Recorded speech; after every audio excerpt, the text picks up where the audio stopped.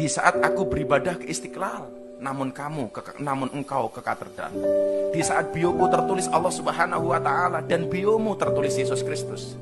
Di saat aku mengucap Assalamualaikum dan kamu mengucap Salam. Banyakkan orang ngelihat dai bicara di gereja atau masuk ke tempat peribadatan umat lain, ribut panas. Ntar dulu, lihat sebelum kita marah, kita benar gak marah di tempatnya gitu. Hukum bagaimana, membolehkan atau tidak? Cari tahu. Kalau memang hukum tidak membolehkan, silahkan marah. Tapi kalau hukum membolehkan, ada dengan aturan-aturan. Kemarin ada yang ngutip, kalau orang berdakwah ceramah di gereja, iya. Satu. Kedua nih, kita bawaannya panas orang. Kalau ngeliat orang kayaknya kalau ngomong kagak bisa, maunya marah-marah mulu gitu. Cuman ya bisanya dalam hati aja dah. Itu termasuknya dakwah. Katanya kalau dalam hati itu dilipat gandain gitu. Baik. Pertanyaan pertama, dakwah di gereja gimana? Ini kembali kepada hukum fikih. Boleh gak kita masuk gereja? Sebelum kita ngomong kita boleh gak masuk gereja, tanya dia boleh gak masuk masjid kita? Biar ente tahu ya, dalam hukum itu disebut bahwasanya orang non muslim mau masuk masjid itu dibolehkan atas izin dari seorang muslim, sekalipun izin hanya dari seorang muslim. Nggak harus dari ketua masjid, nggak harus dari, hanya ada yang menjamin satu orang siapapun dari seorang muslim ada jaminan, tafadhal, nggak dilarang. Dan inilah yang dahulu terjadi di masa Nabi Muhammad SAW.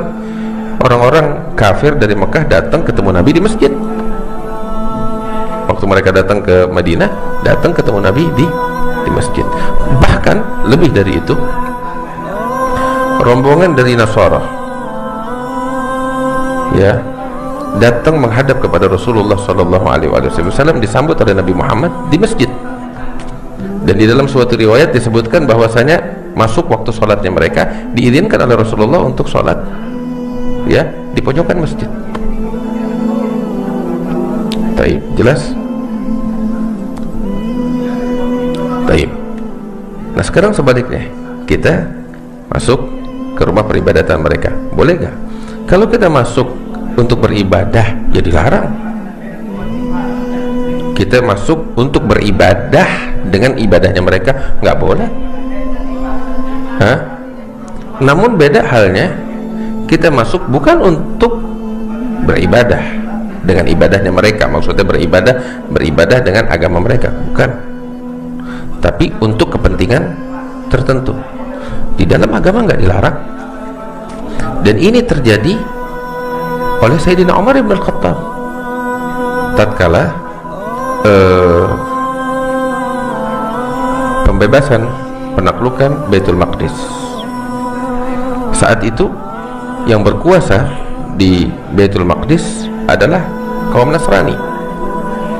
Kunci-kunci Baitul Maqdis di tangan mereka dan diserahkan saat kemenangan itu kepada Sayyidina Umar ibn al-Khattab.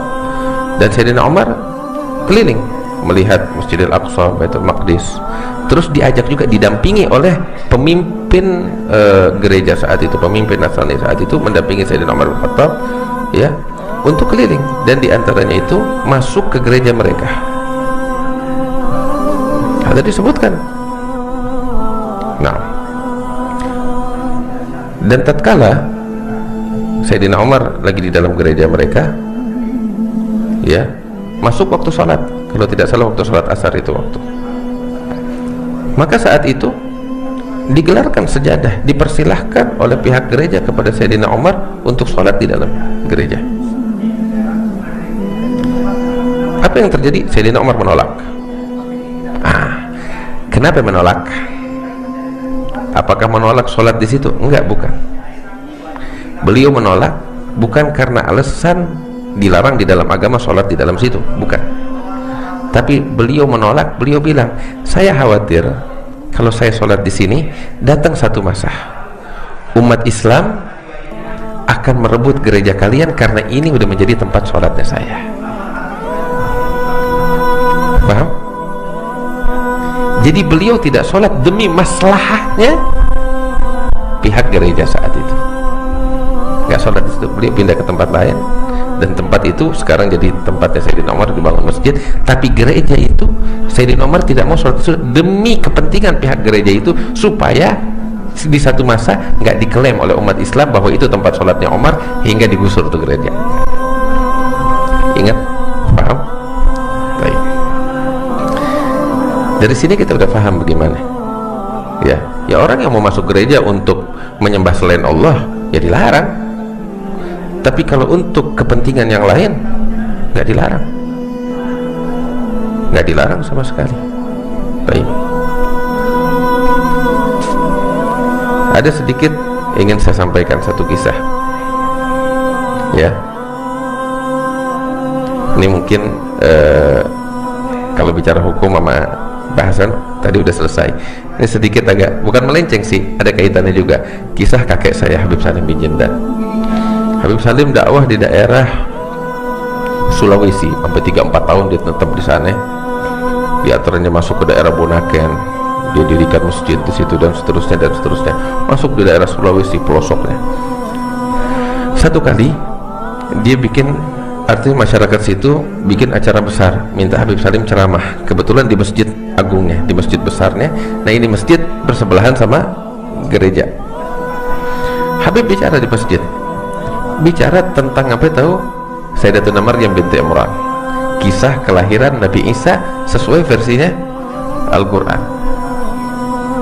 Ya kita tahu kisahnya sangat indah sekali ya, kita tahu sangat indah sekali kisah kelahiran Nabi Isa yang diceritakan oleh Allah dalam Al-Quran.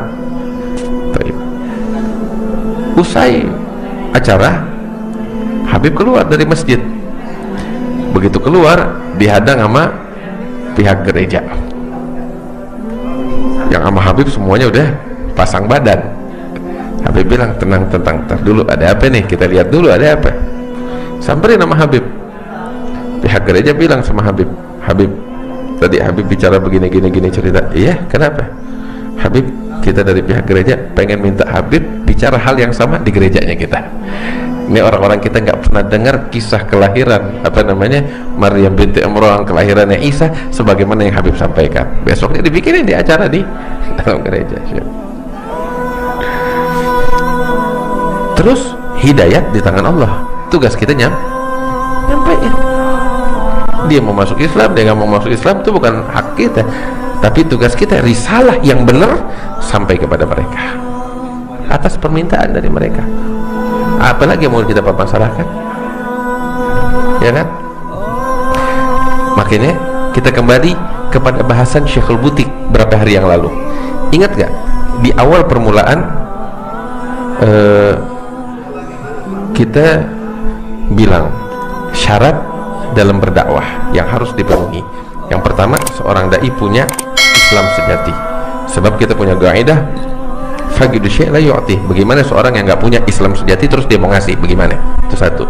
Yang kedua, syarat kedua, bahwasanya Islam sejati harus tersebar di barisan umat Islam ya, secara merata.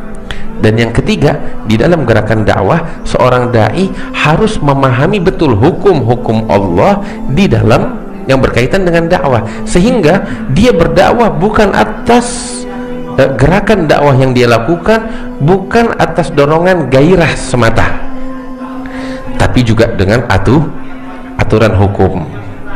Paham? Baik. Nah kita kembali nih bahasan ini nih ya. Banyakan orang ngelihat dai bicara di gereja atau masuk ke tempat peribadatan umat lain ribut panas. Ntar dulu, gairah cakep ada di hati, tapi ini gairah juga mesti dekat dengan hukum. Lihat sebelum kita marah, kita benar gak marah di tempatnya gitu. Hukum bagaimana, membolehkan atau tidak?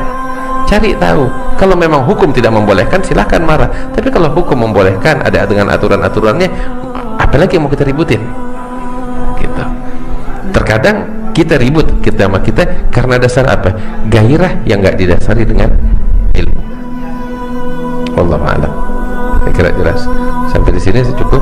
Insya Allah bahasan tentang dorongan kasih sayang akan kita bahas dalam pertemuan kita yang besok. Wallahu a'lam bishawab.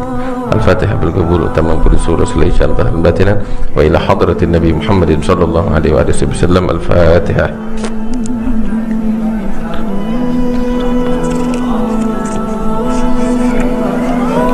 Suratul ladzina an'amta 'alaihim ghairil maghdubi 'alaihim.